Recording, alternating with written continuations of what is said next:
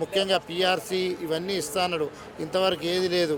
కాబట్టి ఇప్పటికైనా కళ్ళు తెరుచుకొని ఈ రేవంత్ రెడ్డి గవర్నమెంటు ఈ యొక్క ఆర్టీసీ కార్మికుల సమస్యలను తక్షణమే పరిష్కరించాలని కోరుచున్నాం. అంటే ప్రధానంగా చర్చలు ఎందుకు విఫలమయ్యాయని చెప్పొచ్చు?